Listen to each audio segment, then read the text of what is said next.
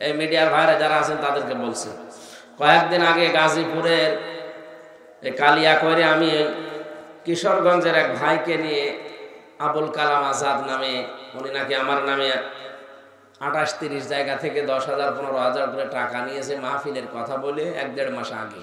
আমি যখন জেল থেকে আসলাম তখনই যে আবুল কালাম আজাদের নামে এই ঘটনা, সে আবুল কালাম ভারতে চলে গেছে। এখন নাকি আর একজন সে আছে দুবাই, আজ 3 বছর 4 মাস। তারে মানুষ ডিস্টার্ব করছে যে তোরও তো বাড়ি এখানে, তুই নাকি এই কাজ করিস। অথচ ওই আবুল কালাম আজাদ ভাই উনি আজ 3 বছর 4 মাস দুবাই আছে, উনি এই কাজ করেনি, করেছে আর এক আজাদ। যে করেছে আপনারা তারে ধরে তার কাছ থেকে কমিটির লোকজন টাকা নিয়ে নেবেন। দুবাই যিনি আছেন 3 বছর 4 মাস, ওনার কোনো দোষ নেই, আর উনি এ বিষয়ে কিছু জানেন না। আশা করছি এই ভুলটা সংশোধন করবেন, নিরসন হবে, আপনাদের ভুল ধারণা কাটবে। আমিন। আসসালামু আলাইকুম রহমতুল্লাহ। মিডিয়ারা কালকে এটা দিয়ে দেবেন। উনি একটু মন খারাপ করেছে যে আমার কাছে মানুষ ডিস্টার্ব করছে, অথচ আমি তো ওনারে চিনিও না, জানিও না।